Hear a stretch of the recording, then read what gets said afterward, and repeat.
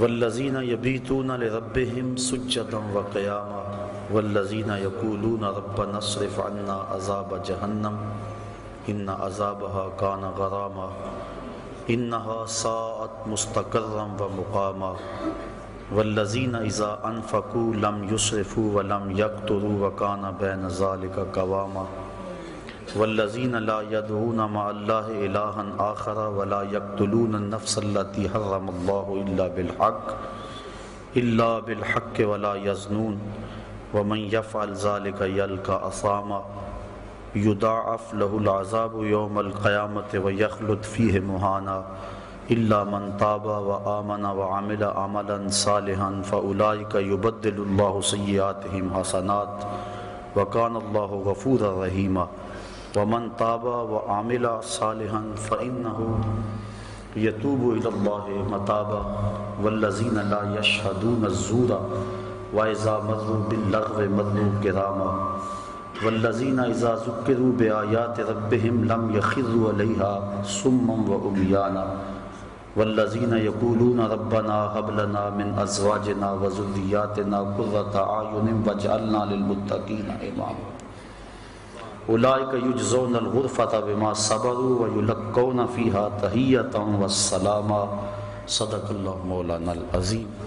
وصدق رسولہ النبی الکریم الرؤوف الرحیم اللہم نور قلوبنا بالقرآن وزین اخلاقنا بالقرآن وادخلنا الجنة بالقرآن ونجنا من النار بالقرآن قال اللہ تعالی وتبارک فی شان حبیبہ مخبرا وآمرا ان اللہ وملائکتہ یصلون علی النبی یا ایھا الذین آمنوا صلوا علیہ وسلموا تسلیما الصلاۃ والسلام علیک یا رسول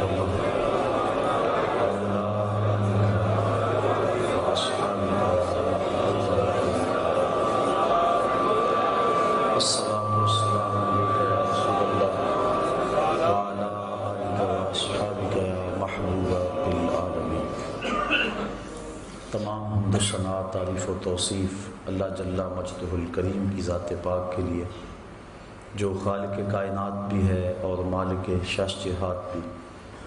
اللہ جل وعلا کی حمد و ثنا کے بعد حضور نبی اکرم شفیع امم رسول محتشم نبی مکرم اللہ کے پیارے امت کے سہارے رب کے محبوب دانائے وجود مالک رقاب امم فخر عرب و عجم والی کون و مکان سیاہ لا مکان سید انس و جان سرور لالا رکان نیر تاباں سرنشین مہوشاں ماہ خوباں شہنشاہ حسینہ تتمہ دوراں سر خیل زہرہ جمالاں جلوہ صبح ازل نور ذات لم یزل باعث تکوین عالم فخر آدم و بنی آدم نیر بدھا رازدار ما اوہا شاہد ما تغا صاحب علم نشرہ معصوم آمنہ احمد مجتبیٰ حضرت محمد مصطفیٰ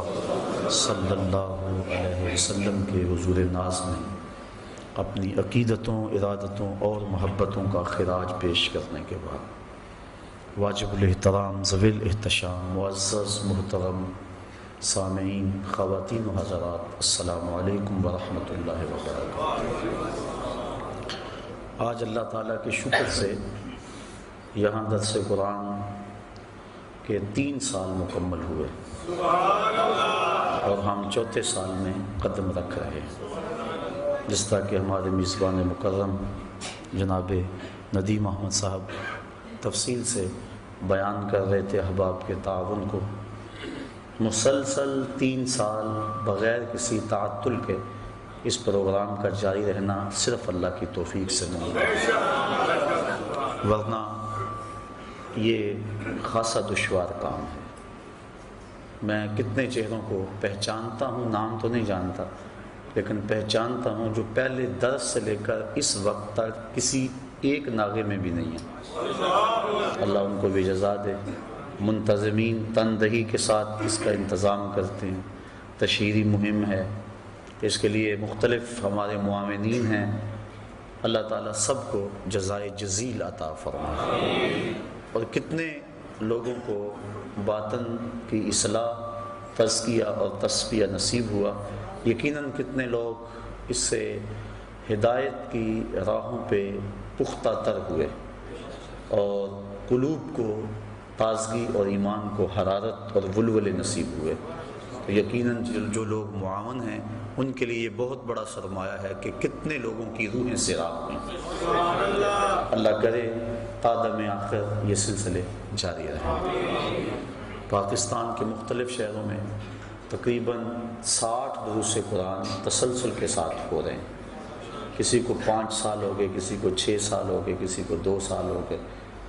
اللہ کی توفیق سے ہے، کبھی ہم سوچنے بیٹھیں تو بڑا مشکل سا لگتا ہے کہ ایک دن میں 5 جگہوں پہ پہنچنا یہ کتنا مشکل ہے، لیکن جب اللہ تعالیٰ کسی کے لیے اپنی دین کی راہیں آسان کر دے تو پھر اس کے لیے مشکل نہیں ہوتا۔ فرمایا وَنُيَسِّرُكَ لِلْيُسْرَىٰ، اس کو ہم آسان کر دیں تو پھر مشکل نہیں ہوتا۔ اللہ اس میں سہولتیں اور وقت میں برکتیں پیدا فرما دے۔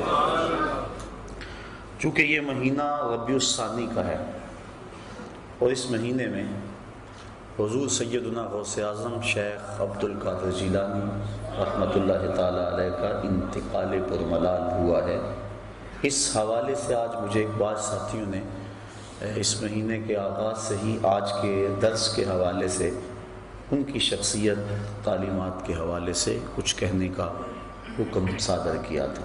چونکہ یہ درس قرآن ہے اس لیے میں نے جو عنوان منتخب کیا اس میں آپ کی کچھ تعلیمات کو ضرور ذکر کروں گا تاکہ آپ کی روح کی برکتیں بھی ہم سب کو نصیب ہو جائیں۔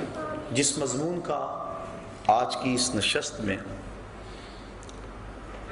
انتخاب کیا گیا ہے وہ بڑا اہم مضمون ہے۔ میری اور آپ سب کی ضرورت ہے کہ ہم اللہ کے کسی کامل بندے کی قربت حاصل کریں اور اس کی صحبت میں رہ کے اپنے من کے روگ ختم کریں۔ ہمارے اندر سے بغض، کینے، حسد، نفرتیں، کدورتیں کیا کچھ بھرا ہے، یہ سینے کتنے لبریز اور گندے ہو گئے، ان کو مصفہ کریں، ان کی پاکیزگی اور طہارت کا سامان کریں اور اپنے اندر اجالے اور روشنیاں بھر لیں۔ اب اس سچی طلب کے لیے ہم سفر کرتے ہیں، لوگوں کے پاس جاتے ہیں اور کئی جگہوں سے دھوکہ کھاتے ہیں۔ دھوکہ کھانے کی سب سے بڑی اور اہم وجہ ہے کہ ہمیں اللہ کے بندے کی پہچان نہیں ہے۔ ہم نے خود ساختہ کچھ ضابطے مقرر کر رکھے ہیں اور جن کے ذریعے ہم اور جن ضابطوں کے مطابق ہم لوگ تلاش کرتے ہیں، لیکن وہ تو اس راہ کے مسافر ہی نہیں ہوتے اور ہم پھر بدظن ہو کے بعض بات تو دین سے ہی دور ہٹ جاتے ہیں۔ لیکن اگر طلب سچی ہو تو انسان اس سفر کو پھر بھی جاری رکھتا ہے۔ اللہ کے نام پہ 100 بار بھی دھوکہ کھائے پھر بھی وہ حق کا مسافر رہتا ہے، اور جو سچا مسافر ہو اس کو ایک دن منزل ضرور نصیب ہوتی ہے۔ اس لیے اللہ والے کون ہیں، کن کی چوکھٹ پہ جائیں، اور عباد الرحمن کون ہیں۔ یہاں سورہ فرقان کے اندر بڑی وضاحت کے ساتھ اہل اللہ کی، عباد الرحمن کی نشانیاں اور صفات بیان فرمائی گئی۔ اللہ کے بندے کی پہچان اور معرفت یہاں ارشاد فرمائی گئی۔ توجہ چاہوں گا، ارشاد ہوا وَعِبَادُ الرَّحْمَنِ الَّذِينَ يَمْشُونَ عَلَى الْأَرْضِ هَوْنًا، اللہ کے بندے زمین پر آہستہ چلتے ہیں، وقار سے چلتے ہیں، ان کی چال ڈھال میں وقار ہوتا ہے، غیر مرتب ان کی چال نہیں ہوتی۔ ایک نشانی وَإِذَا خَاطَبَهُمُ الْجَاهِلُونَ قَالُوا سَلَامًا، اور جب ان سے جاہل مخاطب ہوتے ہیں تو وہ الجھتے نہیں، بحث میں نہیں پڑتے، اس کو کہتے ہیں بابا سلام ہو۔ سلام میں متارکت یعنی ترک کرنے کا سلام، کہ تو بھائی ڈاڈا ہے بس جان چھوڑ دے، تو وہ بحث جاہلوں سے نہیں کرتے، ان سے جو ہے وہ الجھتے نہیں، بلکہ قالوا سلاما، کہتے ہیں کہ بابا تجھے سلام ہو۔ دوسری نشانی بیان فرمائی، والذین یبیتون لربہم سجدا وقیاما، اور وہ اللہ کے حضور اپنی راتیں کبھی سجدے میں گزارتے ہیں کبھی قیام میں گزارتے ہیں،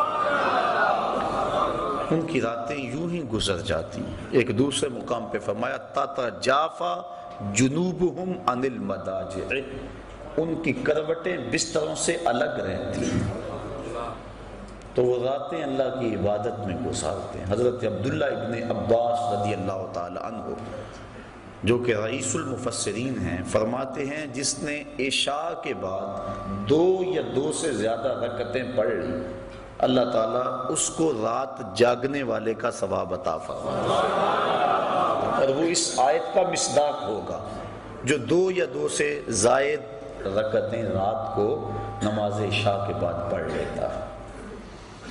اللہ اکبر۔ اور ایک روایت کے لفظ ہیں کہ جو بندہ عشاء کی نماز جماعت سے پڑھتا ہے اس کو نصف رات تک جاگنے کا ثواب دیا جاتا ہے، اور جو پھر فجر کی نماز جماعت سے پڑھ لیتا ہے اس کو ساری رات جاگنے کا ثواب دیا جاتا ہے۔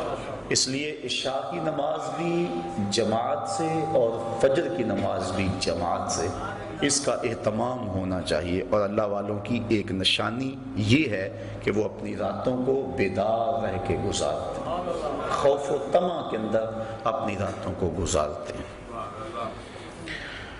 والذین یقولون ربنا اصرف عنا عذاب جہنم، اور وہ کیا کہتے ہیں، اے اللہ ہم سے جہنم کا عذاب پھیر دے۔ راتوں کو عبادت میں گزارنے کے باوجود ان کے خوف اور ان کی خشیت کا عالم یہ ہے کہ پھر بھی عرض کرتے ہیں مالک ہم سے عذاب پھیر دے۔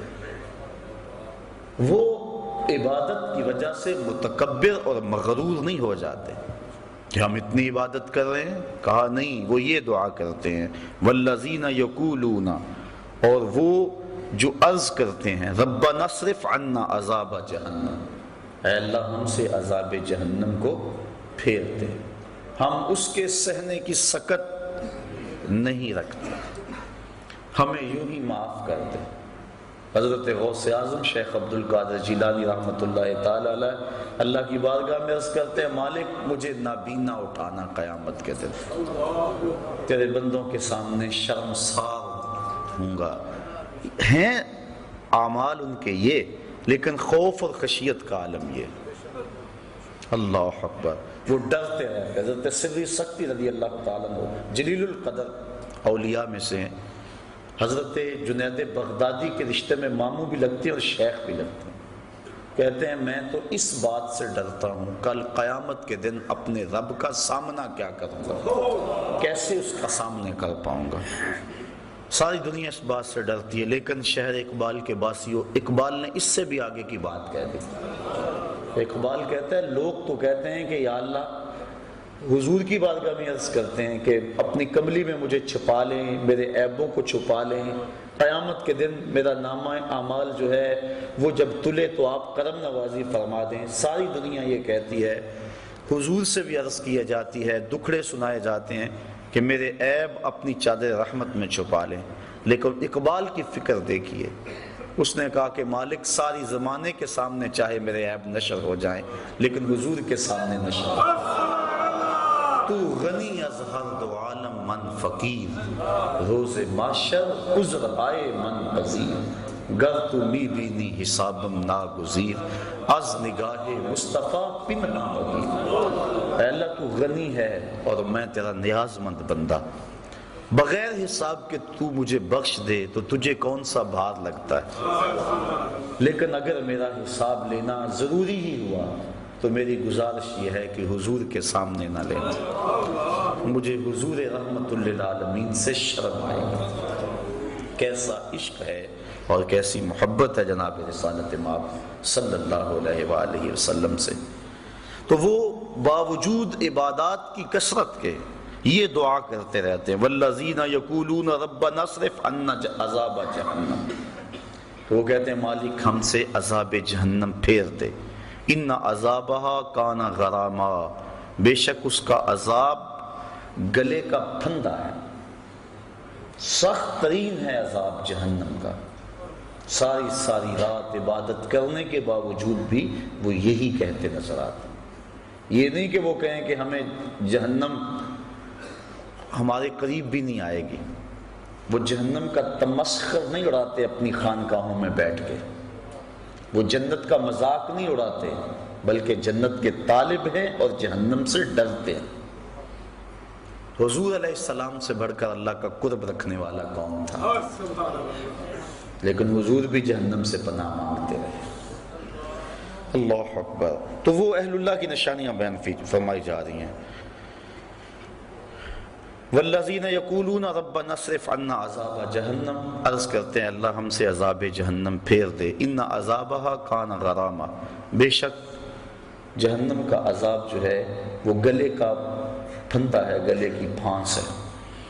انہا ساعت مستقرا و مقاما، بے شک وہ بہت ہی بری ٹھہرنے کی جگہ، بہت ہی بری۔ حضرت مجدد الفسانی رحمۃ اللہ تعالی علیہ فرماتے ہیں مکتوبات کے اندر، فرماتے ہیں جنت اللہ کی رضا کا مظہر ہے اور جہنم اللہ کے قہر و غضب کا مظہر ہے۔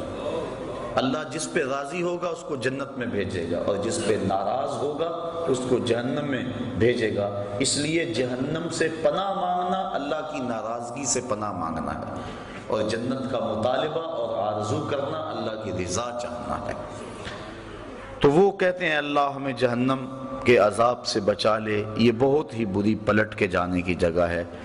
والذین اذا انفقوا لم یسرفوا ولم یقتروا وکان بین ذلک قواما، اور وہ جب خرچ کرتے ہیں تو حد سے نہیں بڑھتے، فضول خرچی نہیں کرتے، ولم یقتروا، اور نہ ہی وہ تنگی کرتے ہیں، جہاں ضرورت ہوتی ہے وہاں ہاتھ دباتے بھی نہیں، وہاں کھل کے خرچ کرتے ہیں، اور جہاں وکان بین ذلک قواما، اور یہ دونوں کے درمیان اعتدال کے راستے پر ہے، یعنی بے تحاشا خرچ بھی نہیں کرتے اور بخل بھی نہیں کرتے۔ اتنا خرچ کرنا کہ کنگال ہو جاؤ اور بعد میں قرض چڑھ جائے۔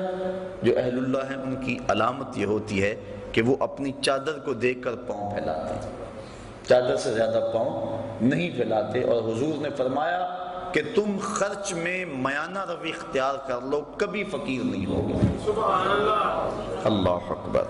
تو فرمایا والذین اذا انفقوا لم یسرفوا ولم یقتروا، جب وہ خرچ کرتے ہیں تو حد سے نہیں بڑھتے، ولم یقتروا، اور نہ ہی تنگی کرتے ہیں، وکان بین ذلک قواما، اور وہ اس کے درمیان اعتدال کی راہ پہ رہتے ہیں۔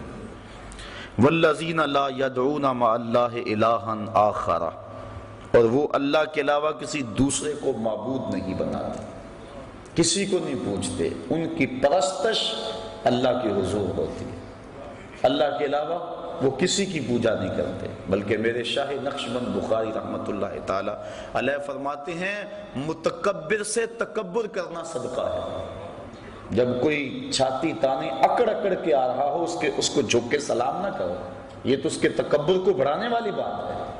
اس لیے وہ زمین پہ اکڑ اکڑ کے چل رہا ہے تو فرمایا اس متکبر سے پہلو تہی کرنا، اکڑنے والے کے ساتھ تکبر کرنا صدقہ کہلاتا ہے، یعنی اللہ کے علاوہ ان کے سینے میں کسی اور کا خوف اور ڈر موجود نہیں ہے۔ وہ جو نماز میں کہتے ہیں نا وَنَخْلَعُ وَنَتْرُكُ مَن يَفْجُرُكُ، وہ صرف نماز میں نہیں کہتے، ان کا عملی نمونہ بھی ہوتے ہیں۔ اللہ کے علاوہ کسی کے حضور سر نہیں جھکاتے، چاہے جتنا مرضی بڑا فرعون کیوں نہ ہو، وہ کسی کے سامنے سر نہیں جھکاتے۔ وَلَا يَقْتُلُونَ النَّفْسَ الَّتِي حَرَّمَ اللَّهُ إِلَّا بِالْحَقِّ، اور جس جان کو اللہ تعالیٰ نے حرام کیا اس کو قتل نہیں کرتے، قاتل نہیں ہوتے۔ وہ تو بڑے نرم دل ہوتے ہیں، وہ تو شاخ سے پھول بھی توڑے تو ان کا دل دکھتا ہے، کوئی بھی توڑے، وہ تو اس قدر حساس ہوتے ہیں، قتل کے حادثے سے کم تو نہیں، شاخ سے گل کا جدا ہونا۔ وہ تو اس بات کا بھی احساس رکھتے، وہ تو کسی کو تکلیف بھی نہیں دیتے، کسی کا حق غصب نہیں کرتے، چاہے جائے کہ کسی کو قتل کر دیں۔ وَلَا يَقْتُلُونَ النَّفْسَ الَّتِي حَرَّمَ اللَّهُ إِلَّا بِالْحَقِّ، مگر حق کے ساتھ۔ حق کے ساتھ کیا ہے؟ شادی شدہ زانی کو قتل کیا جائے، قتل کے بدلے میں قتل کیا جائے، یا جو ارتداد کی راہ اختیار کرے باغی ہو اس کو قتل کیا جائے، اس کے علاوہ وہ کسی کو قتل نہیں کرتے۔ ولا یزنون، اور وہ زنا نہیں کرتے، نہ ان کی نظر زنا کرتی ہے، نہ ان کی سوچیں زنا کرتی ہیں، نہ ان کے خیال زنا کرتے ہیں، اور نہ ان کے اعضائے بدنیاں زنا کرتے ہیں، وہ پاکیزہ ہوتے ہیں، تبھی تو اللہ کا قرب پاتے ہیں۔ اللہ کا قرب وہی پائے گا جو من کا ستھرا ہوگا، اور جس کے من پہ ایسے داغ اور گند لگے ہوں گے وہ اللہ کا قرب کیسے پائے گا؟ اس لیے ان کی نشانی بیان فرما دی، ولا یزنون، اور وہ زنا نہیں کرتے، اس فعل کبھی میں مرتکب نہیں ہوتے۔ اور حدیث میں آتا ہے جب زانی زنا کرتا ہے تو اس سے ایمان نکل جاتا ہے، بدترین فعل ہے، اور قرآن مجید نے اس کو کھلی بے حیائی کہا۔ تو جو اہل اللہ ہیں وہ اس فعل کبھی کے اندر کبھی بھی مبتلا نہیں ہوتے، اور صرف زنائے معروفہ ہی نہیں بلکہ ان کی نظر بھی بچتی۔ حضرت امام محمد بن حسن الشیبانی امام اعظم ابو حنیفہ کے پاس پڑھنے کے لیے آئے، ابھی عمر چھوٹی تھی اور چہرے پہ داڑھی کا سبزہ نہیں اگا تھا، اور اس عمر کا بچہ اگر خوبصورت ہو تو وہ عورت کی جگہ پہ ہوتا ہے، بلکہ اس کے ساتھ بہت سارے فتنے وابستہ ہوتے ہیں۔ تو امام صاحب نے فرمایا کہ تم ضرور میرے پاس پڑھو لیکن میرے سامنے نہیں بیٹھنا، اس ستون کی اوٹ میں بیٹھو تاکہ تمہارا چہرہ مجھے نظر نہ آئے۔ اسی لیے امام اعظم ابو حنیفہ اور امام محمد کو طرفین کہتے ہیں کہ طرف میں بیٹھتے تھے۔ وہ پڑھتے رہے، 2-4 سال گزر گئے، ایک دن رات کا موقع تھا، چراغ جل رہا تھا اور امام محمد کا سایہ امام اعظم کے آگے پڑا، سائے پہ نظر پڑی تو سائے میں داڑھی کے بال نظر آئے۔ کہا بیٹا محمد تمہیں داڑھی آ گئی ہے؟ حضور سال ہو گیا ہے۔ کہا اب میرے سامنے بیٹھا کرو۔ یہ تھے وہ لوگ تقوی کے پہاڑ، چونکہ جو ذلت العلماء ہے یا اہل اللہ کا جو پھسلنا ہے پوری قوم کو تباہ کرنے کے مترادف ہے۔ امام صاحب پانی بھرنے گئے نا تو ایک لڑکی پانی کا گھڑا سر پہ اٹھایا اور نیچے پھسلن تھی، تو کہا بیٹا ذرا سنبھل کے، اس نے وہیں گھڑا رکھ دیا۔ کہا اگر میں پھسلوں گی تو کیا ہوگا؟ یہ گھڑا ٹوٹ جائے گا نا، بازار سے 2 آنے کا اور لے آؤں گی، لیکن اگر آپ پھسل گئے تو پوری قوم برباد ہو جائے۔ اعلی حضرت امام اہل محبت امام اشاہ احمد رضا خان فاضل بریلوی رحمت اللہ تعالی علیہ فرماتے ہیں طبقہ علماء اپنی حفاظت کرنا، اگر تم نے مکروہ تنزیہیہ کا ارتکاب کیا لوگ تحریمیہ کرنے لگ جائیں گے، اگر تم نے مکروہ تحریمیہ کا ارتکاب کیا لوگ حرام میں پڑ جائیں گے، اور تم نے اگر حرام کا ارتکاب کیا لوگ کفر میں مبتلا ہو جائیں گے۔ اور پھر فرمایا اگر تم نے سنت غیر موقدہ کو چھوڑا لوگ موقدہ چھوڑ دیں گے، تم نے سنن موقدہ کو چھوڑا لوگ واجبات کو چھوڑ دیں گے، تم نے واجبات کو چھوڑا لوگ فرائض کو چھوڑ دیں گے۔ اس لیے بندہ جس قدر اونچے منصب کا ہو اس قدر اس کے تقاضے ہوتے ہیں۔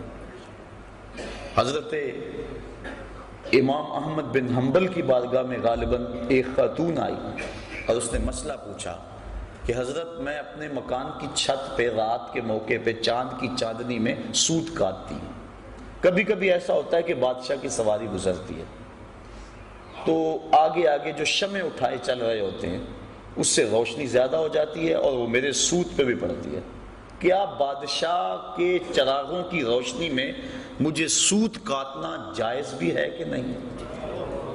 حضرت امام صاحب فرمانے لگے خاتون پہلے اپنا تعارف کرواؤ، تم کون ہو؟ خاتون کہنے لگی سائل کی ذات نہیں پوچھی جاتی، آپ مجھے مسئلہ بتائیں۔ امام صاحب فرمانے لگے نہیں، سائل کی وجہ سے مسئلے کی نوعیت بھی بدلتی ہے، آپ کو پہلے بتانا ہوگا کہ آپ کون ہیں۔ تو اس خاتون نے بتایا کہ میں حضرت بشر حافی کی ہمشیرہ ہوں۔ کہا تمہارے لیے جائز نہیں ہے۔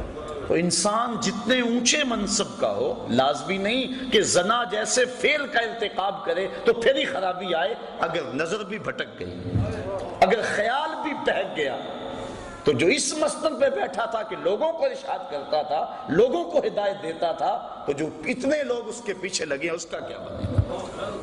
اس لیے کہا کہ اللہ والوں کی شان یہ ہے وَلَا يَقْتُلُونَ النَّفْسَ الَّتِي حَرَّمَ اللَّهُ إِلَّا بِالْحَقِّ وَلَا يَزْنُونَ، اور وہ زنا نہیں کرتے، زنا کی ساری صورتیں، چاہے وہ آنکھ کا ہو، کان کا ہو، ہاتھوں کا ہو۔ وَمَنْ يَفْعَلْ ذَلِكَ يَلْقَ أَثَامًا، اور جو یہ کام کرے وہ سزا پائے گا، سخت سزا ہے۔ بلکہ ایک روایت میں آتا ہے کہ قیامت کے دن وہ سخت رسوا کر دیا جائے گا۔ یضاعف لہ العذاب یوم القیامہ، قیامت کے دن اس کو دگنا عذاب دیا جائے گا، 2 گنا عذاب دیا جائے گا۔ وَيَخْلُدْ فِيهَا مُحَانَا، فِيهِ مُحَانَا، اور ہمیشہ وہ ذلت میں رہے گا، سخت تذلیل اس کی ہوگی۔ إِلَّا مَنْ تَابَ وَآمَنَ وَعَمِلَ عَمَلًا صَالِحًا، ہاں جو توبہ کرے اور ایمان لے آئے اور اچھے عمل کرے، چونکہ ایمان کے بعد اچھے اعمال توبہ کے شجر کو پانی دیتے ہیں۔ اگر توبہ کے بعد اچھے اعمال نہ کریں تو وہ بوٹا پھر مرجھا جائے گا۔ بار بار توبہ کی، 2 لفظوں میں توبہ توبہ استغفر اللہ پڑھ لیا، وہ ایسے ہی ہوتا ہے کہ بس کے اندر جا رہے ہیں، سفر کرتے، آگے ایکسیڈنٹ ہوا، لاشیں بکھری پڑی ہیں، 2 منٹ کے لیے ڈرائیور بھی بند کر لیتا ہے ٹیپ کو، گانے بند کر دیتا ہے، توبہ توبہ ساری بس کرتی ہے، لیکن ابھی آدھا کلومیٹر نہیں گزرتا پھر ٹیپ کا بٹن آن، اور پھر سب وہی لچھن ہوتے ہیں۔ یہ توبہ نہیں ہوتی۔ حقیقت التوبۃ الندم، توبہ کی حقیقت یہ ہے کہ شرمندگی ہو، دوبارہ عزم کر لے کہ یہ گناہ دوبارہ نہیں کروں گا۔ یہ توبہ تو تمسخر ہے، توبہ کی، پھر توبہ کی، پھر توبہ کر کے توڑ دی، میری اس توبہ پہ توبہ، توبہ توبہ کر اٹھی۔ یہ تو عجیب بات ہے۔ توبہ یہ ہے کہ عزم مصمم کر لے کہ میں اس کے بعد یہ کام نہیں کروں گا، اور پھر عمل صالح کر کے توبہ کے لگائے ہوئے پودے کو پانی دے۔ کہا الا من تاب وآمن وعمل عملا صالحا فاولئک یبدل اللہ سیئاتہم حسنات۔ اگر کوئی ایسا کر لے، اللہ فرماتا ہے ہم نہ تو صرف کہ اس کے گناہوں کو ختم کریں گے بلکہ ان کے گناہوں کو بدل کے نیکیوں میں تبدیل کر دیں گے۔ وہ جتنا بڑا گناہ گار ہوگا اتنا بڑا نیکوکار ہو جائے گا۔ اس کے در پہ آ تو جائے۔ اگر کسی محکمے کے اندر کوئی ایسا کام ہو جائے، محکمے کا آفیسر معطل کر دے یا کوئی اور ایسی سزا دے دے، تو بعد میں وہ معاف بھی کرتے، لیکن ریکارڈ تو خراب ہو جاتا ہے نا، ترقی تو رک جاتی ہے کہ اتنا کچھ اس کے رجسٹر کے اندر، اس کی فائل کے اندر لکھ دیا گیا ہے، لیکن اللہ تعالیٰ اس فائل کو کتنی عزت دیتا ہے۔ یہ نہیں ہوتا کہ اب اس کی ترقیاں رک جائیں، توبہ کر کے تو دیکھے، سچی توبہ کر کے تو دیکھے، بلکہ جتنا بڑا گناہ گار ہوگا اتنا بڑا نیکوکار بن جائے۔ اللہ اکبر۔ فَأُولَئِكَ يُبَدِّلُ اللَّهُ سَيِّئَاتِهِمْ حَسَنَاتٍ، ہم اس کی بدیوں کو نیکیوں میں تبدیل کر دیتے۔ حضرت عمر فاروق رضی اللہ تعالیٰ عنہ آ رہے تھے، ایک آدمی نے ہاتھ میں شراب کی بوتل پکڑی تھی، دیکھا کہ اچانک گلی کے موڑ سے حضرت عمر فاروق آئے، وہ ڈر گیا، جلدی سے بغل میں چھپا لی اور سچی توبہ کر لی، مالک آج عمر کے قہر سے بچا لے، آج کے بعد میں شراب نہیں پیوں گا۔ اب حضرت عمر فاروق نے اس کو بوتل چھپاتے ہوئے دیکھ لیا تھا، جب قریب آئے درہ لہرایا، کہا کیا ہے تیرے پاس؟ کہنے لگا حضور سرکہ ہے۔ کہا نکالو، جب نکالا دیکھا تو واقعی سرکہ تھا۔ اگر کوئی سچی توبہ کر لے تو اللہ گناہوں کو بدل کے نیکیوں میں تبدیل کر دے۔ یہ دکھا دیا کہ جو شراب کو سرکے میں بدل سکتا ہے وہ گناہوں کو نیکیوں میں نہیں بدل سکتا۔ اس کے در پہ آ کے تو دیکھو، جھولی پھیلا کے تو دیکھو۔ اللہ اکبر۔ حدیث میں آتا ہے قیامت کے دن ایک شخص کو نامہ اعمال پڑھنے کا کہا جائے گا، وہ نامہ اعمال پڑھے گا، اور جو بڑے بڑے گناہ ہوں گے ان کو وہ چھوڑ دے گا، صرف نظر کرے گا، شرم کی وجہ سے، شرمندگی کی وجہ سے ان کو نہیں پڑھے گا، اور چھوٹے چھوٹے گناہ پڑھتا چلا جائے گا۔ جب وہ نامہ اعمال مکمل کر لے گا تو اللہ تعالیٰ فرمائے گا میرے بندے، میں نے اپنے فضل سے تیرے گناہوں کو بدل کے نیکیوں میں تبدیل کر دیا۔ اس کو تو توقع اور تھی لیکن کام اور بن گیا۔ اب وہ کہتا ہے یا اللہ ابھی تو میرے بڑے بڑے گناہ رہتے ہیں، فضاحک النبی صلی اللہ علیہ وسلم حتی بدت نواجزہ، حضور اس حدیث کو بیان کرتے کرتے اتنے مسکرائے کہ حضور کی داڑھیں لوگوں کو نظر آنے لگی، کہ پہلے بڑے بڑے گناہ چھپاتا جاتا ہے، ان کو پڑھتا نہیں ہے، اور جب اللہ نے کہا میرے بندے میں نے بدل دیے، نیکیوں میں تبدیل کر دیے، وہ کہتا ہے اللہ ابھی تو بڑے بڑے رہتے ہیں میرے گناہ جو میں نے ابھی پڑھے۔ اللہ اکبر۔ تو اس کے حضور کوئی آ کے تو دیکھے، جھولی پھیلا کے تو دیکھے، وہ یہ نہیں دیکھتا اس نے گناہ کتنے کیے۔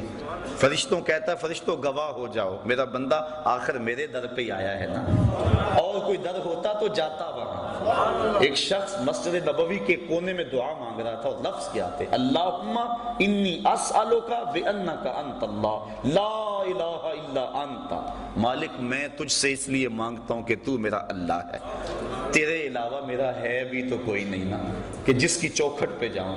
حضور نے سنا، کہا وہ جو کونے میں بیٹھ کے دعا مانگ رہا ہے اس کو بشارت دے آؤ کہ تمہاری دعا اللہ نے قبول کر لی۔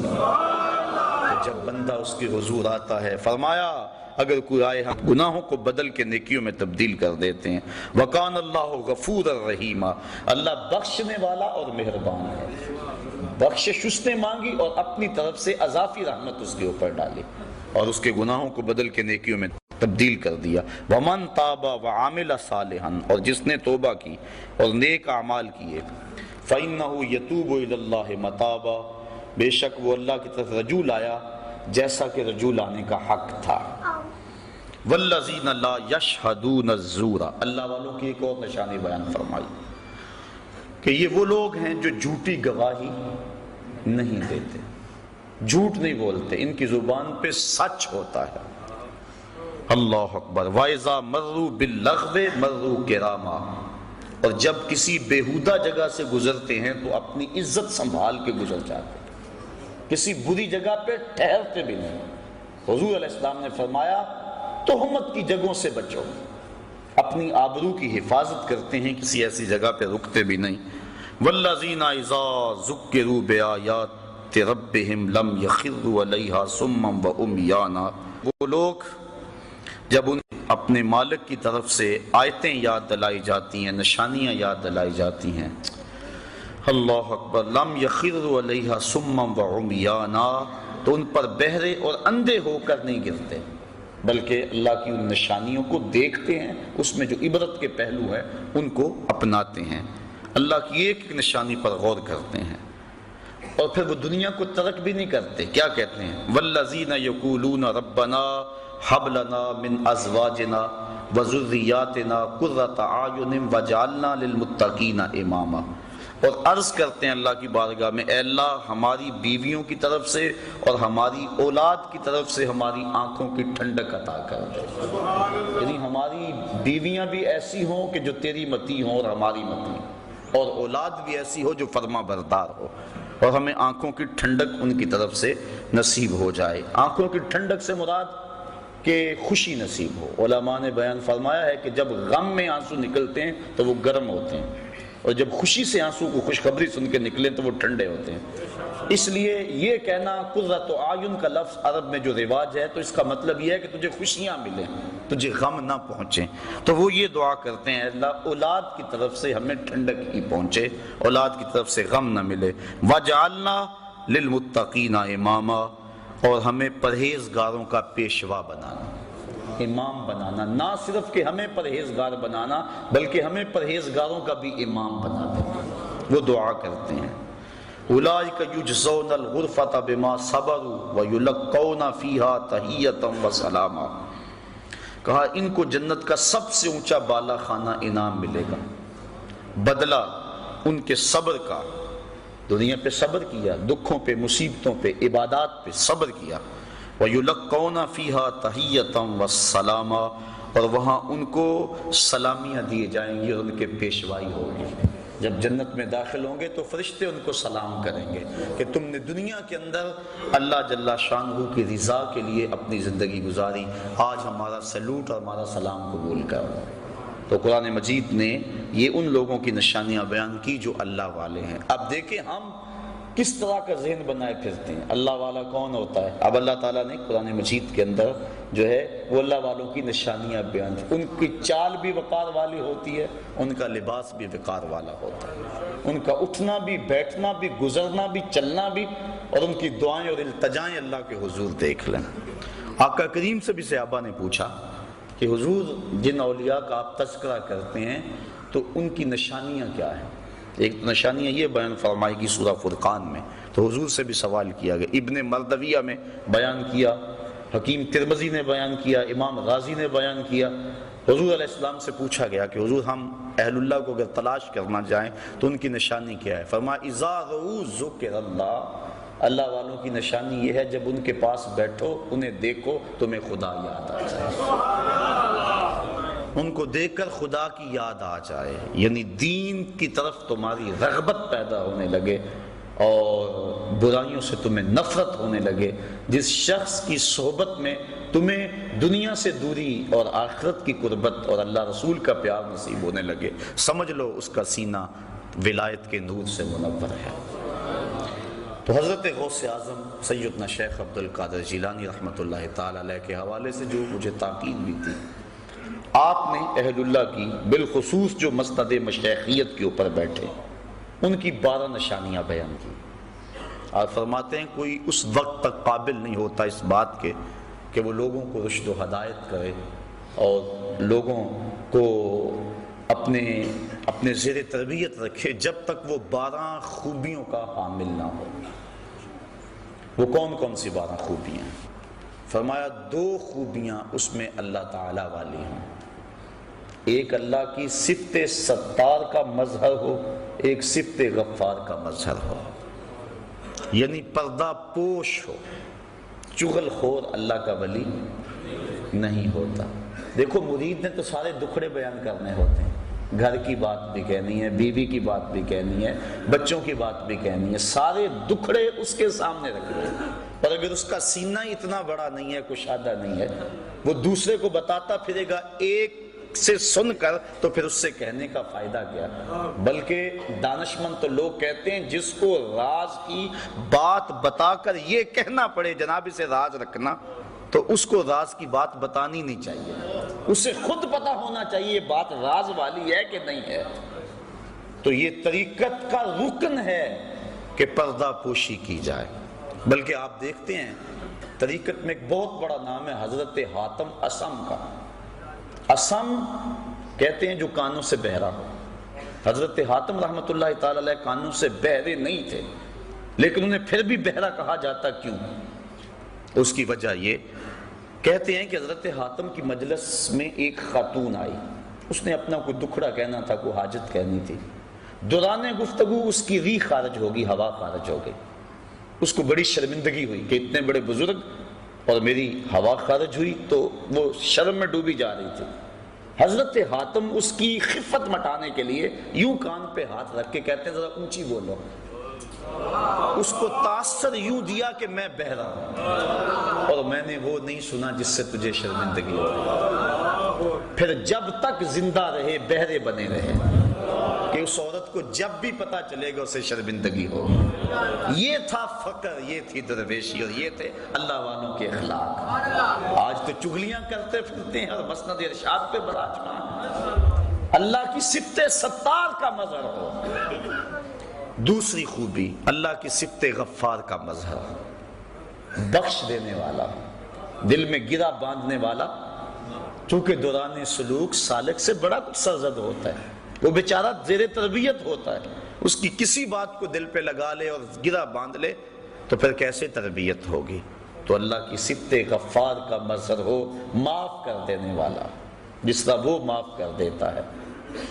2 صفتیں اس میں حضور نبی رحمت صلی اللہ علیہ وسلم والی ہوں، ایک رفیق ہو، دوسرا شفیق ہو، رفاقت کے حق کو جانتا ہو اور شفقت کا پیکر ہو، تنگ دل نہ ہو۔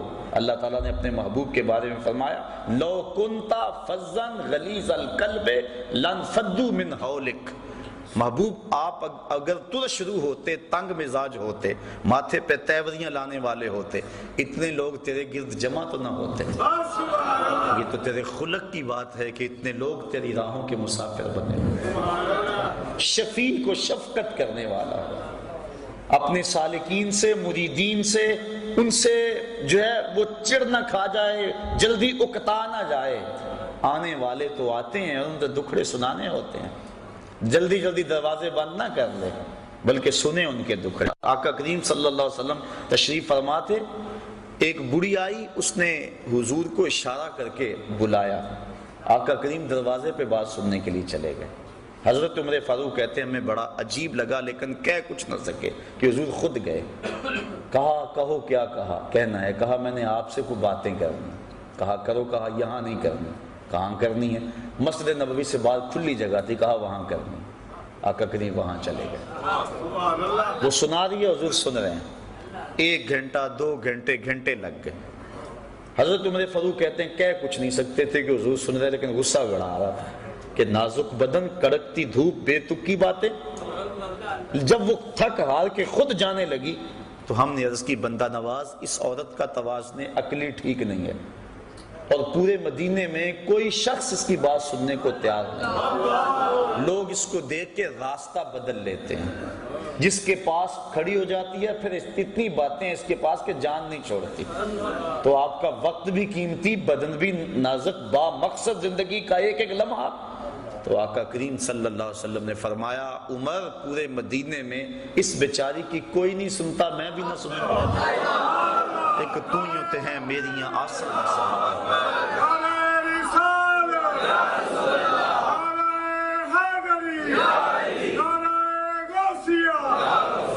یہ جو دھکے دیتے پھرتے نا مریدوں کو، پیچھے ہٹ جاؤ پیچھے ہٹ جاؤ، پیر صاحب کا مزاج بڑا نازک ہے، پیچھے ہٹ جاؤ۔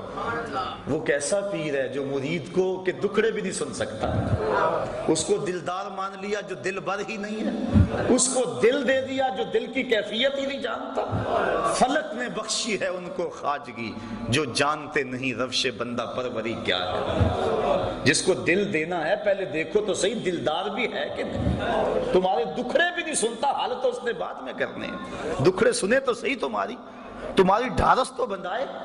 اللہ اکبر۔ تو شفیق ہو، رفیق ہو، کتنی شفقت۔ سنیے حضور ارشاد فرماتے ہیں لو تدخلو شوقۃ فی رجل احدکم لوجدت علمها، میرے امتی تیرے پاؤں میں کانٹا چبھے نا تو اس کی تکلیف مجھے ہوتی ہے۔ اگر پیر مرید سے اتنی ہمدردی نہیں رکھتا تو پھر نظام خانقاہی سوائے کاروبار کی اور کچھ نہیں۔ یہ ہمدردی ہو، شفیق بھی ہو، رفیق بھی ہو، 2 صفتیں حضرت سیدنا صدیق اکبر والی ہوں۔ ایک صادق ہو، دوسرا مصدق ہو، خود سچ بولے اور سچ کی تصدیق کرے۔ حضور علیہ السلام سے پوچھا گیا کہ حضور مومن بزدل ہوتا ہے؟ فرمایا نہیں، مومن بہادر ہوتا ہے، لیکن ہو سکتا ہے کبھی بزدلی کر جائے۔ اس طرح پوچھا گیا حضور مومن کنجوس ہو سکتا ہے؟ فرمایا نہیں، کنجوس نہیں ہوتا، مومن سخی ہوتا ہے، لیکن ہو سکتا ہے کبھی اس سے بخل ہو جائے۔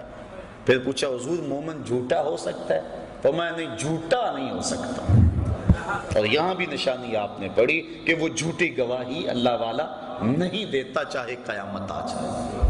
یہی تو اس کا کمال ہے۔ تو کہا ایک صادق ہو، دوسرا مصدق ہو۔ 2 خوبیاں اس میں حضرت عمر فاروق والی ہیں، ایک امر بالمعروف کرے، دوسرا نہی عن المنکر کرے۔ یہ نہیں ہے کہ مرید ناراض ہو جائے گا اگر اس کو حق کی بات بتائی، وہ پھر پیر تو وہ ہوا جو مرید ہے، یہ پیر تو ہوا ہی نا، مرید تو وہ یہ بن گیا اور وہ پیر بن گیا۔ اس کا حق ہے کہ وہ ہر لمحے میں امر بالمعروف اور نہی عن المنکر کے فریضے سے کبھی بھی غافل نہ ہو۔ حضرت عمر فاروق رضی اللہ تعالیٰ عنہ کے حوالے سے، چونکہ حضرت غوث پاک بیان فرماتے ہیں، چونکہ آپ اس حوالے سے ایک امتیازی نام ہے، امر بالمعروف اور نہی عن المنکر کے حوالے سے۔ جب لولو فیروز نے آپ کے اوپر حملہ کیا اور زہر میں بجھا ہوا خنجر آپ کے جسم میں پیوست ہو گیا، زندگی اور موت کی کشمکش تھی، تو ایک انصاری نوجوان آپ کا حال پوچھنے آیا۔ اس وقت بس سانسیں ٹوٹ رہی تھی۔ اس نے کہا حضور کیا حال ہے؟ تو آپ کی نظر اس کے ٹخنوں پہ پڑ گئی، اس کا تہ بند لٹک رہا تھا اور اس کے ٹخنے جو ہیں وہ تہ بند میں ڈھمپے ہوئے تھے۔ آپ فرمایا میرا حال تو صحیح ہے، لیکن اے نوجوان اگر تو اس شلوار کو، اس تہ بند کو ٹخنوں سے اوپر کر لے، ایک تو تیرے کپڑے بھی پاک رہیں گے، دوسرا رب بھی راضی رہے گا۔ اب دیکھو کیا حالت ہے، اور امر بالمعروف اور نہی عن المنکر۔ حضرت مجدد الفسانی رحمۃ اللہ تعالی علیہ فرماتے ہیں مکتوبات میں کہ مرید نے شریعت اپنے پیر کے عمل سے سیکھنی ہے، اس لیے اگر اس کا عمل خود شریعت کے مطابق نہیں ہوگا تو پھر کس طرح لوگوں کو راہ ہدایت دے گا؟ تو اس نے امر بالمعروف اور نہی عن المنکر، یہ دو خوبیاں حضرت سیدنا عمر فاروق والی۔ پھر فرمایا دو خوبیاں حضرت عثمان غنی والی، رات کو عبادت کرے، صبح اٹھ کے سخاوت کرے، اور وہ صفت بیان ہو چکی، یبیتون لربہم سجدا وقیاما، اللہ کے حضور راتوں کو کبھی سجدے میں گزارتے ہیں، کبھی قیام میں گزارتے ہیں، ان کی راتیں یوں ہی گزر جاتی ہیں، اللہ اکبر، بلکہ راتیں مختصر پڑ جاتی ہیں۔ حضرت سیدہ فاطمہ الزہرا رضی اللہ تعالی عنہا ایک دن عرض کرتی ہیں مالک تیری راتیں اتنی چھوٹی ہیں کہ تیری بندی کا ذوق بندگی ہی پورا نہیں ہوتا، ابھی میں سجدے میں سر رکھتی ہوں تو رات ختم ہو جاتی ہے، ایک رات اتنی لمبی کر دے تیری بندی جی بھر کے سجدہ تو کر دے۔ یہ ہیں وہ لوگ۔ تو کہا ایک رات کو عبادت کرنے والا ہو، صبح اٹھ کے سخاوت کرنے والا۔ سخاوت کا صرف تعلق مال سے نہیں ہے، سخاوت بدل است نہ بمال، بزرگی بعقل است نہ بسال، بزرگی عقل سے ہوتی ہے، سالوں سے نہیں ہوتی، اور سخاوت دل سے ہوتی ہے، مال سے۔ کمینے دل والا اللہ کا ولی وہ تو بانٹنے والا ہوتا ہے، فقیر کا مزاج ہوتا ہے کہ لوگ اس کے در سے خیرات لیتے رہیں، جسم کی قوت بھی حاصل کریں، روح کی قوت بھی حاصل کریں۔ بابا بلے شاہ فرماتے ہیں نا، اٹ کھڑکے دکڑ وجے تتا ہوئے چلا، آن فقیر کھا کھا جامن راضی ہوئے بلا۔ فقیر کی اس میں خوشی ہوتی ہے کہ کوئی آئے اور اس کی چوکھٹ سے شراب ہوتا رہے۔ کہا دو خوبیاں اس میں حضرت سیدنا علی المرتضیٰ رضی اللہ تعالی عنہ والی، ایک عالم ہو دوسرا بہادر ہو۔ جاہل تو اللہ کا قرب کیسے پائے گا؟ حضرت جنید بغدادی فرماتے ہیں من تزہد بغیر علم فقد مات فی الکفر، جو علم کے بغیر زہد کرتا ہے اس کے کفر میں مرنے کا اندیشہ ہے۔ اسی کا ترجمہ سلطان باؤ علیہ الرحمہ نے کیا، علم باج جو کرے فقیری کافر مرے دیوانہ ہو۔ وہ غفلت کے اس کے پردے نہیں کھل سکتے، چونکہ علم نور ہے، اور انسان کو سب سے پہلا سبق علم کا پڑھایا گیا، سب سے پہلی وحی علم کی نازل ہوئی، اور آقا کریم فرمایا فضل العالم علی العابد کا فضلی علی ادناکم، عالم کی فضیلت تہجد گزار پر ایسے ہے جس طرح تم میں سے ایک عام آدمی پر میری فضیلت ہے۔ کتنی بڑی بات ہے۔ اور ایک حدیث کے لفظ ہیں کہ فضل العالم علی العابد کفضل القمر لیلۃ البدر علی سائر الکواکب، عالم کی فضیلت عابد پر اس طرح ہے جس طرح 14ویں رات کے چمکتے ہوئے چاند کی فضیلت ستاروں پہ ہوتی ہے۔ تو ایک عالم ہو۔ حضرت غوث اعظم سے بھی کسی نے پوچھا کہ حضرت آپ اس مرتبہ قطبیت پہ کیسے پہنچے؟ تو فرمایا درست العلم حتی صرت کتبہ، کہ میں نے علم پڑھا یہاں تک کہ اس درجے پہ فائز البرام ہو گیا۔ اور دوسرا بہادر ہو، بزدل اللہ کا ولی، چونکہ جو توحید کے آغوش میں آباد ہوتا ہے وہ لا خوف علیہم ولا ہم یحزنون کے زمرے میں آ جاتا ہے، تو وہ کمزور اور بزدل کیسے ہو سکتا ہے؟ کلمہ حق کہنے سے وہ کبھی بھی گریز نہیں کرتا، چاہے شہنشاہ وقت بھی سامنے کھڑا ہو۔ حضرت غوث اعظم سیدنا شیخ عبد القادر جیلانی رحمۃ اللہ تعالی علیہ کی خدمت میں مستنجد باللہ حاضر ہوا۔ ملا علی قاری نے نزہۃ الخاطر الفاتر فی مناقب شیخ عبد القادر کے اندر اس واقعہ کو لکھا۔ اس نے 2 اشرفیوں کی تھیلیاں بطور ہدیہ بطور نذرانہ پیش کی۔ حضرت غوث اعظم نے اس نذرانے کو قبول کرنے سے انکار کر دیا۔ لازمی نہیں ہے کہ ہر مرید کے نذرانے کو قبول بھی کیا جائے، شیخ کی ذمہ داری ہے اس کو جھڑکے، میاں یہ ڈبل شاہ سے تو پیسے نہیں ہو کے آئے، یہ جو نذرانہ مجھے دے رہا ہے یہ کہاں سے آئے ہیں؟ یہ سود کا مال تو نہیں ہے، یہ لوگوں کا، غریبوں کا خون تو نہیں نچوڑا ہوا؟ کہا تیرا نذرانہ میں وصول نہیں کروں گا۔ کہا حضور کیوں؟ کہا غریبوں کا خون نچوڑ کے مجھے نذرانہ دینے آ گئے ہو؟ کہا نہیں حضور یہ میرا مال ہے۔ آپ نے اس کے ہاتھ سے تھیلی لی اور اس کو یوں تاؤ دیا، تازہ قطرے ٹپکنے لگے۔ کہا اگر مجھے قرابت رسول کا لحاظ نہ ہو، چونکہ یہ جو عباسی خلافات حضرت عباس بن عبد المطلب رضی اللہ تعالیٰ عنہ کی اولاد سے، اور وہ حضور کے چچا لگتے تھے، اس لیے حضور سے قربت تھی اور یہ ان کی اولاد ہے۔ کہا اگر مجھے قرابت رسول کا لحاظ نہ ہو تو میں اس تھیلی کو نچوڑتا جاؤں، خون نکلتا جائے یہاں تک کہ تیرے محلوں کے دروازوں تک پہنچ جائے۔ اللہ اکبر۔ تو یہ بات سمجھ میں آ گئی کہ یہ نہیں ہر ایک سے نذرانہ قبول کر لے، پھر سارے ایسے بھی تو نہیں ہوتے کہ جن سے نذرانہ لیا جائے، کوئی ایسے بھی تو ہوتے ہیں جن کو دیا جائے۔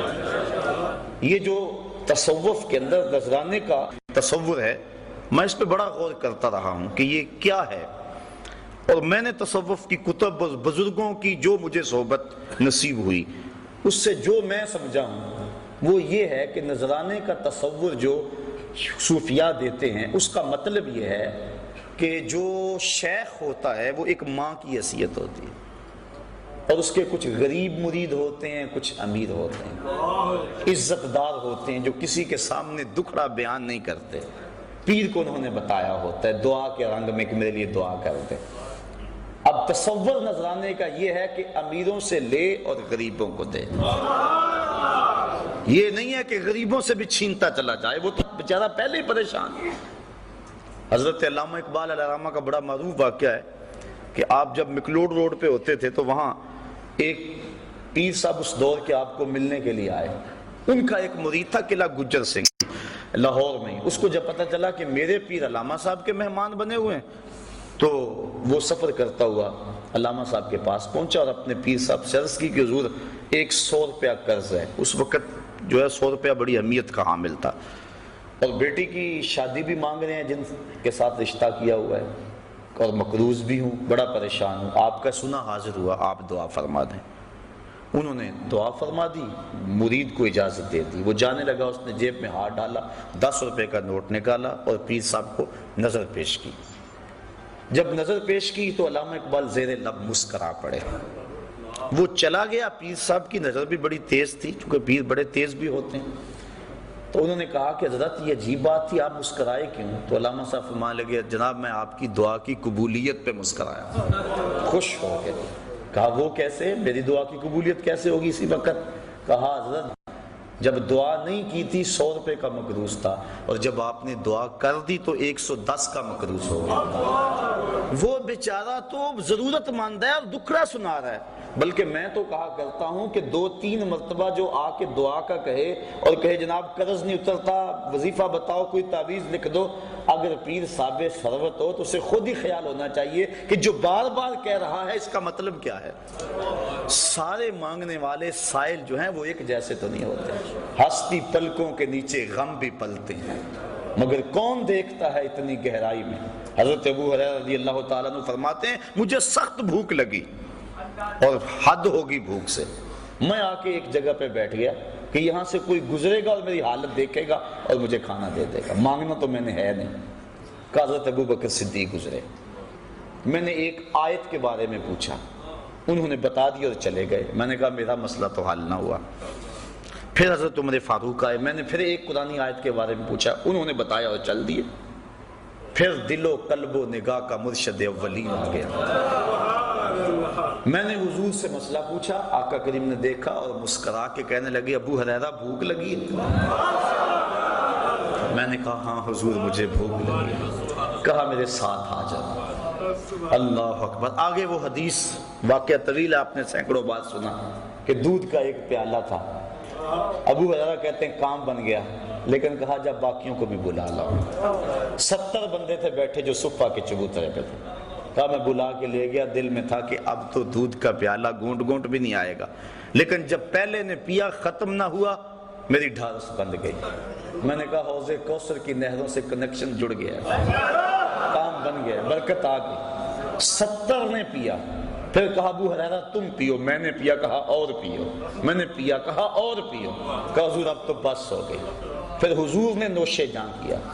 میرے استاذ المکرم فرمایا کرتے تھے کہ یہ تو بیان کرتے ہو اور اس بات سے لطف لیتے ہو، اور صحیح لطف والی بات ہے کہ ایک پیالہ 70 کے لیے کافی ہو گیا، لیکن یہ بھی تو دیکھو 70 کا جھوٹا کونین کا سردار پی رہا ہے، 70 آدمیوں کا جھوٹا دو جہاں کا سردار پی رہا۔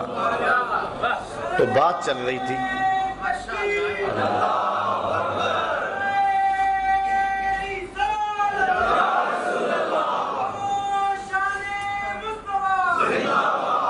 تو علامہ اقبال نے کہا میں اس بات پہ ہنسا ہوں کہ آپ کی دعا قبول ہو گئی۔ تو پھر اس وقت اقبال نے دکھ سے کہا تھا کہ نذرانہ نہیں سود ہے پیران حرم کا، نذرانہ نہیں سود ہے پیران حرم کا، ہر خرقہ سالوس کے اندر ہے مہاجن، ہم کو تو میسر نہیں مٹی کا دیا بھی، گھر پیر کا بجلی کے چراغوں سے ہے روشن، کم باذن اللہ جو کہہ سکتے تھے رخصت ہوئے، رہ گئے قبروں پہ مجاور اور گور کن، میراث میں آئی ہے مسند ارشاد ان کو، زاغوں کے تصرف میں عقابوں کا نشیمن، نذرانہ نہیں سود ہے پیران حرم کا، ہر خرقہ سالوس کے اندر ہے مہاجن، شہری ہو دیہاتی ہو مسلمان ہے سادہ، بتوں کی طرح پجتے ہیں کعبے کے برہمن۔ تو پیر تو دکھ درد کا ساجی ہے، وہ تو روح کی غذا دینے والا ہے، وہ مانگت تو نہیں ہے۔ پہلے وہ کہتے ہیں پہلے بزرگوں کی نظر دل پہ ہوتی تھی، اور اب دل کے اوپر جو لگی ہوئی جیب ہے اس پہ ہوتی ہے۔ جو امیر ہوتا ہے، امیر بھی جان رہے ہوتے ہیں کہ یہ ہمارے ساتھ کیا ہو رہا ہے، اس کو اندر لے جایا جاتا ہے اور حجرے خاص میں بٹھایا جاتا ہے، اور جو غریب ہوتا ہے اس کو کہتا ہے تو اس درخت کے پاس بیٹھ جا اور 1.25 مرتبہ یا حیو یا قیوم پڑھ، اور وہ کہتا ہے مجھے حضرت صاحب نے وظیفہ بتایا میں اس لیے یہاں بیٹھا ہوا ہوں، وہ تو تجھے اپنے سے جو پیچھے ہٹا رہے ہیں۔ تو یہ کیا ہو گیا ہے؟ یہ دکھڑے ہیں، یہ تمسخر نہیں کر رہا میں، یا جو ہے وہ محض آپ کو خوش کرنے کے لیے نہیں، یا کسی مخصوص شخص کے اوپر کوئی تنقید نہیں ہے، اس وقت ہمارا رویہ ہے قوم کا، اور ہم لوگ ہیں کہ دن رات ایسے لوگوں سے لٹتے ہیں، گر نگہباں بن کے جو اہل چمن کی آبرو لوٹے، چمن والو عقیدت چھوڑ دو ایسے نگہباں، آؤ ان لوگوں کو تلاش کریں، جہاں قدم رکھتے ہیں وہاں اللہ کی رحمتوں کا نزول ہوتا ہے، ان لوگوں کو تلاش کریں جن کی زندگیاں لوگوں کے لیے ہدایت کا سبب ہیں، اور جن کی زندگی کا ایک ایک لمحہ یاد خدا سے منور اور معطر ہے۔ ایسا نہیں ہے کہ ایسے لوگ ہیں نہیں، بعض تو کہتے ہیں میں تو ڈھونڈتا رہا مجھے تو ملا ہی کوئی نہیں، پتہ نہیں تو نے کہاں سے ڈھونڈا ہے۔ اللہ اکبر، بستے ہیں یہاں کچھ ایسے پراگندہ تباہ لوگ بھی، افسوس کہ تمہیں میر سے صحبت نہیں رہی، جن سے مل کر زندگی سے عشق ہو جائے وہ لوگ آپ نے شاید نہ دیکھے ہوں مگر ایسے بھی ہیں۔ ہم نے کپڑا لینا ہو تو ہمیں پتہ ہے فلاں دکان سے صحیح ملتا ہے، سارا شہر چھوڑ کے وہاں جاتے ہیں کہ نہیں؟ تو یہ بھی روح کی غذا ہے، یہ بھی ڈھونڈو، گلی گلی موجود ہیں، گھر گھر جو ہے وہ چراغ چل رہے ہیں۔ حضور کی امت اولیاء سے کبھی بھی خالی نہیں ہوگی، تا آنکہ خاتم الاولیاء امام مہدی تشریف لائیں، لیکن ان حقیقی لوگوں تک پہنچنے کے لیے ہمیں اس معیار کو سمجھنا ہوگا جو قرآن و حدیث اور ولیوں کے امام حضرت غوث اعظم کی تعلیمات کے حوالے سے میں نے آپ کے سامنے رکھ دیا۔ اللہ تعالیٰ مجھے آپ کو اپنی راہوں کا مسافر رکھے۔ 3 سال درس قرآن کا مکمل ہونے پہ اور 4 سال درس قرآن کا شروع ہونے پہ میں آپ کو مبارکباد پیش کرتا ہوں۔ پچھلے درس قرآن کا موضوع جو ہے وہ حضور کی اطاعت کے حوالے سے تھا، اور یہاں بھی اور مختلف جتنے بھی شہر تھے تقریباً میں نے اسی موضوع پہ جو ہے وہ درس قرآن، میلاد کا موسم بھی تھا، پیش کیا۔ مجھے اطلاعات مختلف شہروں سے ملی ہیں کہ کتنے لوگ ہیں کہ جن کے چہروں پہ حضور کی سنت کا نور سج گیا۔ میں تو آپ میں سے بھی یہاں بھی کچھ لوگ موجود ہیں، میں ان کو مبارکباد بسمی میں قلب دیتا ہوں۔ میں سمجھتا ہوں یہ ہے کامیابی، ورنہ کبھی کبھی میں سوچتا ہوں کہ یہ میں چکر ہی لگاتا رہتا ہوں، کبھی ادھر کبھی ادھر، سارا دن مالک اس کا کوئی فائدہ بھی ہے، لیکن جب کتنے لوگوں کو گناہوں سے توبہ کرتے دیکھتے ہیں، اندر بدلتا دیکھتے ہیں، اور گھروں کے ماحول تبدیل ہوتے ہوئے دیکھتے ہیں اور سنتے ہیں اور پیغام پہنچتا ہے۔ آپ جانیں اصل کمائی یہ ہے، نہ تو ہم نوٹ کے لیے آتے ہیں نہ ووٹ کے لیے آتے ہیں، بس مقصد یہ ہے کہ کسی کے دل میں کوئی بات اتر جائے، اور جب کسی کے دل میں کوئی بات اترتی ہوئی محسوس کرتے ہیں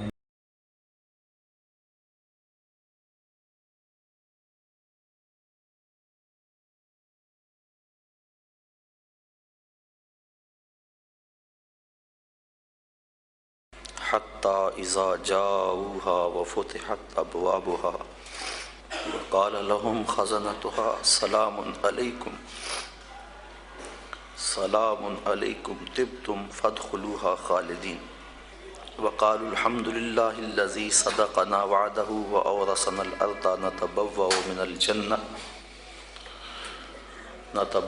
من الجنة حيث نشاء فنعم أجر العاملين وترى الملائكة حافين من حول العرش يسبحون بحمد ربهم وقضي بينهم بالحق وقيل الحمد لله رب العالمين صدق الله مولانا العظيم وصدق رسوله النبي الكريم الرؤوف الرحيم اللهم نور قلوبنا بالقرآن وزين أخلاقنا بالقرآن وادخلنا الجنة بالقرآن ونجنا من النار بالقرآن قال الله تعالى وتبارك في شان حبيبه مخبرا وآمرا إن الله وملائكته يصلون على النبي يا أيها الذين آمنوا صلوا عليه وسلموا تسليما الصلاة والسلام عليك يا رسول الله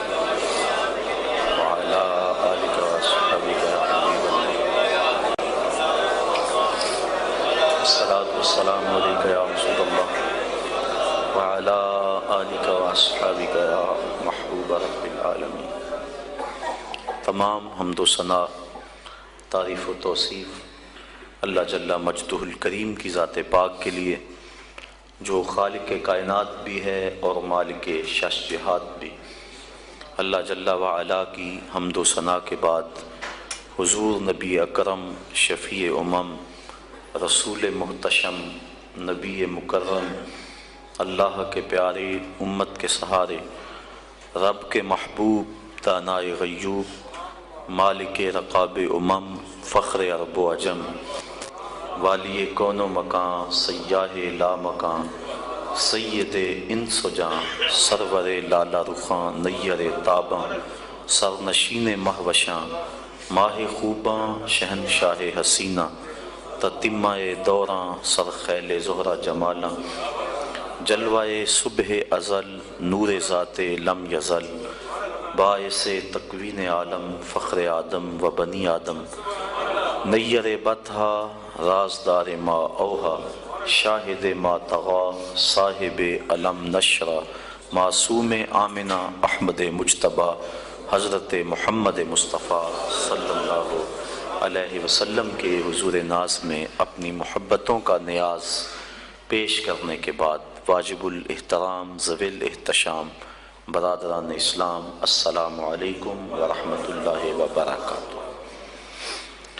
آج کسی اور آیت پہ گفتگو کرنے کا ارادہ لے کے حاضر ہوا تھا، لیکن محترم قاری صاحب نے جس محبت بھرے انداز میں سورہ زمر کی یہ آیات تلاوت کی تو میرے دل میں یہ خیال پیدا ہوا کیوں آج اس عنوان سے گفتگو نہ کی جائے۔ اور جب وہ نعت شریف پڑھ رہے تھے اور نعت شریف کا ایک شعر ایسا تھا کہ اس وقت میرا جی یہ چاہ رہا تھا کہ اس عنوان سے گفتگو کی جائے، تو چونکہ درس قرآن مجید ہے میں نے انہی آیات کو آج کی گفتگو کا موضوع بنایا۔ چند باتیں اس پہ گوش گزار کر کے اپنی گفتگو کو سمیٹ لوں گا۔ اللہ تعالیٰ میری زبان پہ کلمت الحق جاری فرمائے۔ دنیا پر جن لوگوں نے اپنی زندگی کا ایک ایک لمحہ اللہ اور اس کے رسول کے لیے گزارا اور دنیا میں اپنے آپ کو تقوی کے نور سے مزین کیا، کل قیامت کے دن جب وہ گروہ در گروہ حاضر ہوں گے تو ان کے لیے جنت کے دروازے کھول دیے جائیں گے۔ وہ کیسا منظر ہوگا؟ اللہ تعالیٰ جل شانہ نے ان آیات کے اندر اس منظر کو بیان فرمایا ہے۔ وَسِيقَ الَّذِينَ اتَّقَوْا رَبَّهُمْ إِلَى الْجَنَّةِ زُمَرًا، اور جو لوگ اپنے رب سے ڈرتے تھے، تقوی اختیار کرتے تھے، وہ قیامت کے دن جنت کی طرف گروہوں کی شکل میں جائیں گے، گروہ در گروہ جنت کی طرف روانہ ہوں گے، ان کے قافلے رواں دواں ہوں گے، حتی اذا جاؤہا، یہاں تک کہ وہ جب جنت کے دروازے کے قریب آئیں گے تو پھر کیا ہوگا؟ وَفُتِحَتْ أَبْوَابُهَا، اور ان کے لیے دروازے کھول دیے جائیں گے، اور دروازے کھول کے ان کو داخلے کی اجازت ہوگی، بس نہیں، وَقَالَ لَهُمْ خَزَنَتُهَا سلام، جو داروغہ جنت ہوگا وہ ان کو کہے گا تم پر سلامتیاں نازل ہوں، ان کو سلامی دے گا، سلام علیکم طبتم، تمہارے اوپر سلامتیاں ہو، تم نے زندگی خوب اچھے انداز سے گزاری، طبتم، تم خوب رہے، اچھی زندگی تم نے گزاری، فادخلوها خالدین، اب آ جاؤ اس جنت میں ہمیشہ رہنے کے لیے، وقالوا الحمد للہ الذی صدقنا وعدہ، اور یہ جنتی جب جنت کی نعمتوں کو دیکھیں گے اور اس میں داخل ہوں گے تو کیا کہیں گے؟ اللہ اکبر، کہیں گے سب خوبیاں اللہ کے لیے جس نے اپنا وعدہ پورا کر دکھایا، جس نے جو وعدہ دیا تھا وہ پورا کر دکھایا، وَأَوْرَثَنَا الْأَرْضَ، اور ہمیں اس زمین کا وارث بنایا، نَتَبَوَّأُ مِنَ الْجَنَّةِ، ہم جنت میں رہیں، حیث نشاء، جہاں ہم چاہیں، فَنِعْمَ أَجْرُ الْعَامِلِينَ، تو کیا ہی اچھا ثواب کام کرنے والوں کا ہے، عمل کرنے والوں کا کتنا اچھا ثواب ہے کہ اللہ کی رحمتیں ان کو نصیب ہوں گی۔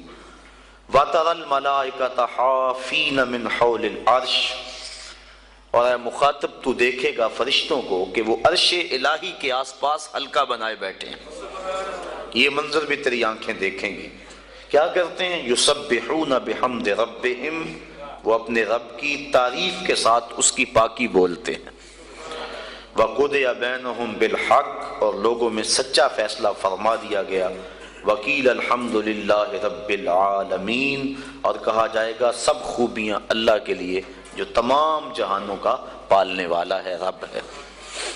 یہ تمام مضمون پر تو گفتگو ممکن نہیں اس تھوڑے وقت میں، دو ایک باتوں پہ گفتگو آپ کے گوش گزار کر کے اپنی معروضات کو، گفتگو کو سمیٹوں گا۔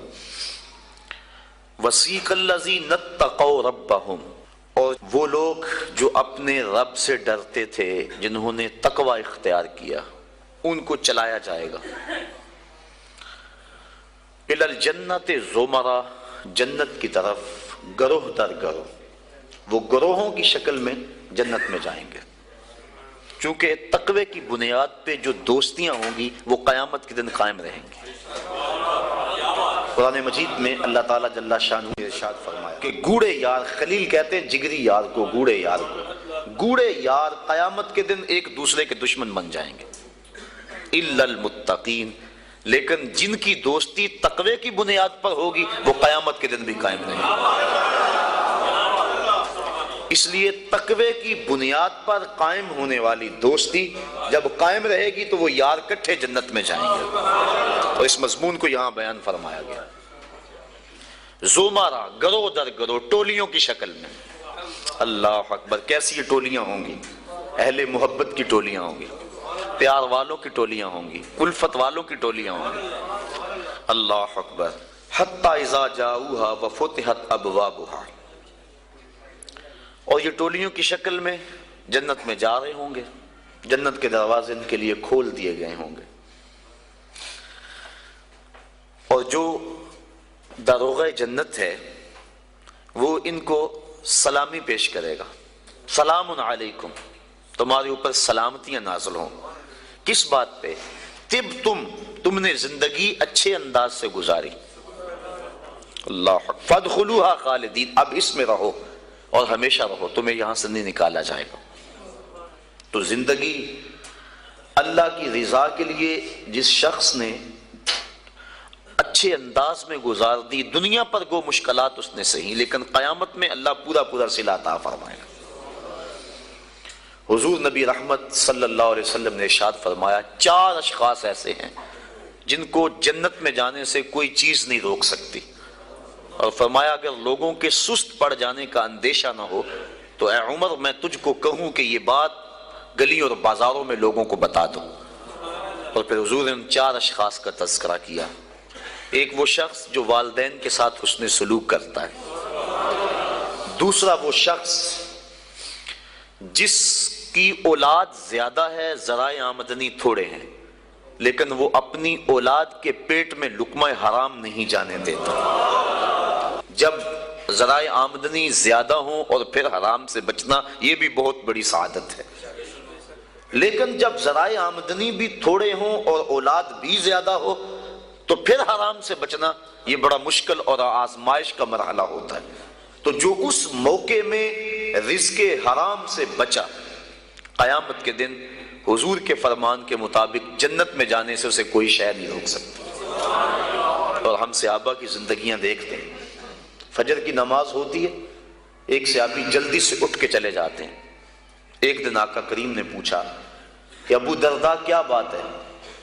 تو حضرت ابو درداء نے عرض کی حضور آپ جانتے ہیں آج کل مدینے میں کھجوریں پکنے کا موسم ہے، اور سحری کے وقت ٹھنڈی ہوائیں مدینے کی سرزمین کو سلام کرنے بھی آتی۔ میرے ہمسائے کے صحن میں ایک اونچا لمبا درخت ہے کھجور کا، جس کا جھکاؤ میرے گھر کی سمت ہے، اور جب ہوا چلتی ہے تو اس سے کھجوریں ٹوٹ کے میرے ویڑے میں گر پڑتی ہیں۔ میں جلدی جلدی اس لیے چلا جاتا ہوں کہ بچوں کے اٹھنے سے قبل وہ کھجوریں اٹھا کے ان کے گھر میں پھینک دوں، کہیں ایسا نہ ہو کہ میرا بچہ کوئی کھجور اٹھا کے اپنے منہ میں ڈال لے۔ یہ صحابہ کا مزاج۔ اور ہماری سڑک سے گنے کی ٹرالی گزر کر تو دیکھیں، ہم بچے کو شاباش دیتے ہیں کہ بڑا دلیر نکلا ہے۔ جس کو آج آپ حوصلہ افزائی کر رہے ہیں، کل بڑا ہو کے ڈاکو بنے گا، کل بڑا ہو کے راہزن اور لٹیرا بنے گا۔ اولاد کی تربیت کے باب میں یہ بات ہے کہ اگر وہ گناہ کا ارتکاب بچپن میں بھی کرتے ہیں تو ان کی وہاں حوصلہ شکنی کی جائے تاکہ ان کے دل میں گناہ سے نفرت پیدا ہو جائے۔ تو حضرت ابو درداء نے عرض کی حضور میں اس لیے جلدی چلا جاتا ہوں کہ ہمسائے کے گھر سے جو کھجور کا درخت ہماری سمت جھکا ہوا ہے، اس کی کھجوریں جو گرتی ہیں میں ان کو اٹھا کے ان کے صحن میں پھینک دوں تاکہ کہ میرا بچہ وہ کھجور اپنے اندر نہ لے لے۔ اور آپ جانتے ہیں کہ حضرت امام حسین رضی اللہ تعالیٰ عنہ مسجد نبوی میں آئے، صدقے کی کھجوروں کا ڈھیر لگا ہوا تھا، بچے تھے، ایک کھجور اٹھا کے انہوں نے اپنے منہ میں ڈال لی۔ تو آقا کریم صلی اللہ علیہ وسلم تیزی سے آگے بڑھے اور ان کے حلق میں انگلی ڈال کر حضور نے کہا کہ اس کو نکالو باہر، اور اندر سے کھجور باہر نکلوا دی۔ میں اور آپ اپنے رزق پر اگر غور کر لیں اور اپنے رزق کی حلت کا سامان کر لیں تو عبادت کی لذت نصیب ہو جائے۔ تیسرا وہ شخص کہ جس نے ایسی سچی توبہ کی کہ دوبارہ گناہ کی طرف جانا اتنا مشکل ہے جس طرح تھن سے نکلا ہوا دودھ دوبارہ اندر نہیں جا سکتا۔ اور چوتھی وہ عورت جس نے اپنی ساری محبتیں اپنے خامد پہ نچھاور کر دی اور اس حال میں مری کہ اس کا خامد اس پہ راضی تھا، اس کو جنت میں جانے سے کوئی چیز نہیں روک سکتی۔ تو دنیا کے اوپر مشکلات سہیں، دنیا کے اوپر اذیتیں سہیں، لیکن کل قیامت کے دن مالک ان کو بدلہ عطا فرمائے گا۔ وَسِيقَ الَّذِينَ اتَّقَوْا رَبَّهُمْ إِلَى الْجَنَّةِ زُمَرًا، وہ جائیں گے جنہوں نے تقوی اختیار کیا، اور تقوی احتیاط سے زندگی گزارنے کا نام ہے۔ تقوی کے بارے میں علماء کے مختلف اقوال موجود ہیں، لیکن خلاصہ یہ ہے زندگی اس احتیاط سے گزاری جائے، اللہ اکبر، کہ انسان کے دامن سے کوئی گناہ نہ لگنے پائے۔ حضرت امام ابو نعیم الاصفہانی رحمۃ اللہ تعالی علیہ نے حلیہ کے اندر حضرت عبداللہ ابن مسعود رضی اللہ تعالیٰ عنہ سے روایت نقل کی ہے کہ تقوی یہ ہے کہ انسان اللہ کو یاد کرے بھولے نہ، اس کی فرما برداری کرے نافرمانی نہ کرے، اور اس کا شکر کرے ناشکری نہ کرے. اگر یہ چیزیں اس کے اندر پیدا ہو جاتی ہے تو وہ اس زمرے میں آ جاتا ہے جس کا نتیجہ جنت کے اندر جانے کا سبب بنتا ہے. اور حضرت ابو ہریرہ رضی اللہ تعالیٰ عنہ سے ایک روایت ہے جس کو امام ترمذی نے نقل کیا ہے کہ ایک دن حضور تشریف فرما تھے، فرمایا کہ کوئی ہے کہ جس کو میں نصیحت کروں اور وہ اس پہ خود عمل کرے یا ایسے لوگوں تک پہنچائے جو اس پہ عمل کرے. تو حضرت ابو ہریرہ رضی اللہ تعالی عنہ فرماتے ہیں میں نے عرض کی حضور میں ہوں، آپ مجھے وہ نصیحتیں کریں. تو حضور نے میرا ہاتھ پکڑ لیا اور حضرت ابو ہریرہ فرماتے ہیں حضور نے 5 نصیحتیں مجھ کو گنوائیں. فرمایا گناہوں سے بچو، تم سب سے زیادہ عبادت گزار بن جاؤ گے. دوسری بات فرمائی اللہ کی تقسیم پہ راضی ہو جاؤ، تم سب سے زیادہ غنی بن جاؤ گے. اور تیسری بات ارشاد فرمائی ہمسایوں کے ساتھ حسن سلوک کرو، تم کامل مومن بن جاؤ گے. اور پھر فرمایا جو اپنے